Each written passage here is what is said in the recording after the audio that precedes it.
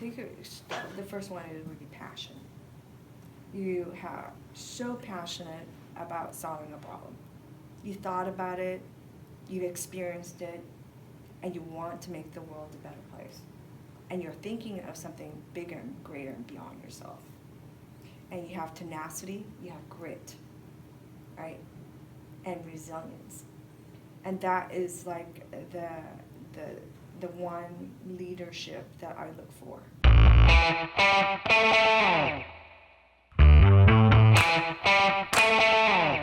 Hey, Dr. Bill here. So we have a really exciting Meet the Mentor coming up. Now, Elisabeth is a very special mentor for a lot of reasons. I'll read her bio, but one of the things that we're super excited about is that April 24th, 2019 will be our very first LEAP Gala fundraiser.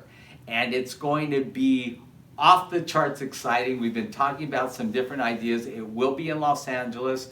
And I hope that you'll tell your parents, or you can even come yourself, but we'll be sending out details really soon, and Elisabeth is going to help us plan this. We ironically met 3 weeks ago at the Wild Aid Gala, and Elisabeth has been instrumental in helping them really maximize the amount of fundraising that they've done. So she's going to help us do that for LEAP, because the more money we raise, the more opportunities we can give to students to come to the program. So we really appreciate you being here. She actually flew down from San Francisco to be here today and meet with the LEAP team. And I thought, as long as you're here, I'm going to stick you on stage and we're going to do a Meet the Mentor. So here we go. Elisabeth Fullerton is a general partner, entrepreneur, and philanthropist for her family office and family foundation. She's an active angel investor and advisor for early startups. She invests across various stages from seed to growth and focuses on areas of enterprise, software, and social impact. Ms. Fullerton also sits on various nonprofit boards and pioneers fundraising efforts. Her philanthropic focus is to improve human conditions in healthcare, education, STEM, S-T-E-M, and human rights and underprivileged children, women, and minorities. Ms. Fullerton previously worked as a marketing executive for various high-tech companies ranging from peripherals, catalytic converters, wireless communicators, to solar manufacturers, and many, many more.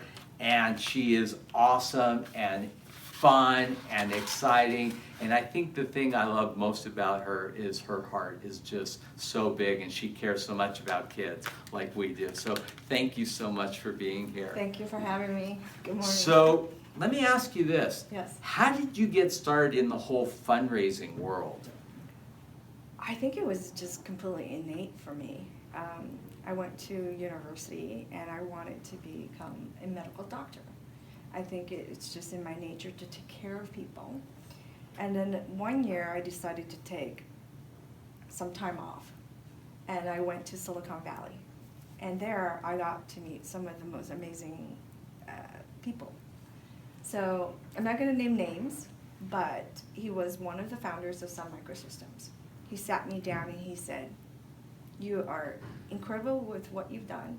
You're only 20 years old, and you seem like you have wisdom and experience of a 40-year-old. You are incredibly talented, and I think that you'll be very, very frustrated if you went to medical school." So he basically talked me out of going to medical school. And he said, "I know that you have such a big heart, but you can do so much more if you stuck to technology." And he was absolutely right. This man had a crystal ball and helped define me. And that's why I think he was one of the most impactful mentors of my life. So how did it all start? Being frustrated. Now you're 20, let's go back, you're 20 years old, right? Yeah. So just kind of give us a little clip of like what your career looked like and where it evolved to.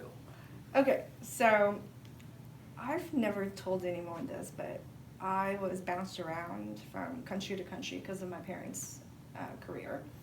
And being a child of divorced parents, I went to go live with my father, and I have not had a relationship with him, so it was very difficult to figure out the lay of the land coming from other parts of the world and coming to California. It was a complete cultural shock to me. Mm. And we had this huge disagreement. And I moved out when I was 16 years old, and I had to hustle. And I had other great people, friends, and their parents mentored me, and I basically hustled.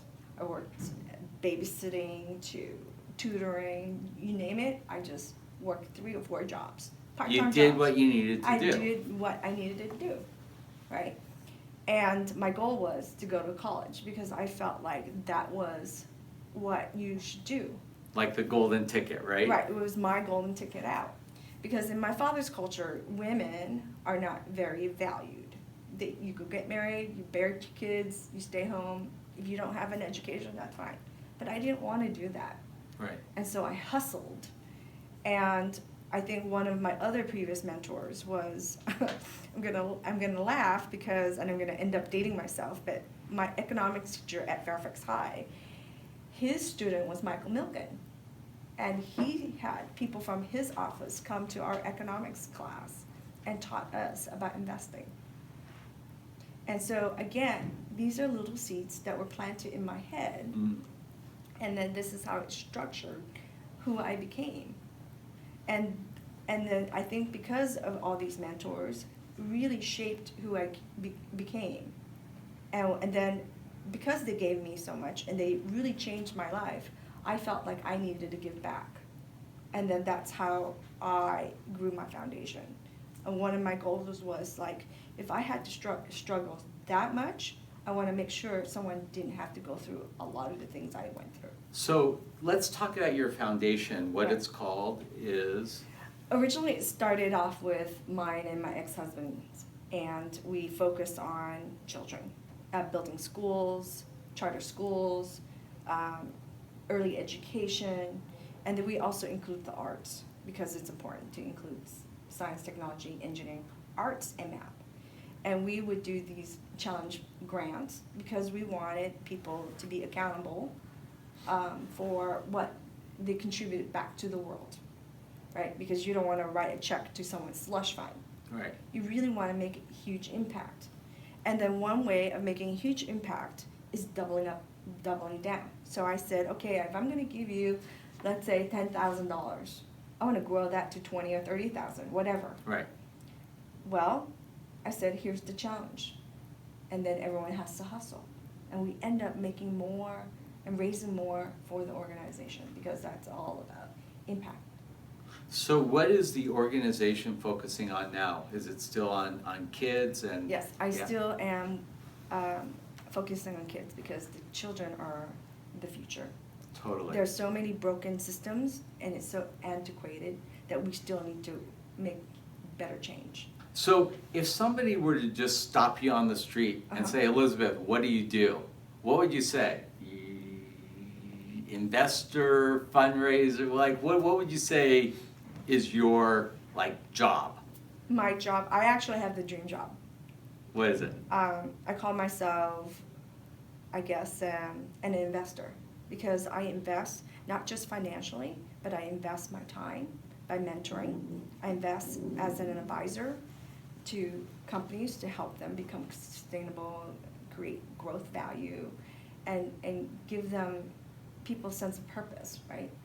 And then I also invest in impact. So I'll do some foundation work and we'll go in and invest in companies that are going to be sustainable, scalable, and are serving millions of people. Wow. Okay, I'm going to ask you a completely off-the-wall thing. Let's say one of our young students is watching, and they know you're an angel investor and you invest in companies. Yeah. What would really intrigue you? Like if a student is sitting out there and they have this amazing idea for a startup company, what's the kind of thing that you would look at when talking to a young person that would make you say, yes, I would invest in you? What do they need to come to you with a great idea, with a business plan? What are the criteria that you feel are absolutely critical for you to say yes to help fund something? I think the first one would be passion. You are so passionate about solving a problem. You thought about it, you experienced it, and you want to make the world a better place. And you're thinking of something bigger and greater and beyond yourself. And you have tenacity, you have grit, right? And resilience. And that is like the one leadership that I look for. Because and of course one other thing is no ego. Because if there's a not good product fit, but the team is still good, you can flank, right? And you can just make the development better and better and better. And part of being a good CEO is that you're willing to really learn and ask for help when you need it, and then just be able to mentor and tell your story and be very, very convincing that this is a passion project. It's more than just a passion project. This is a livelihood for so many people because you want to make a difference. So if there are students watching this who would like to contact you, is there a way they can do that? Yeah, they should actually contact LEAP. Through the LEAP office? Right. Okay, that would be Yeah. easy.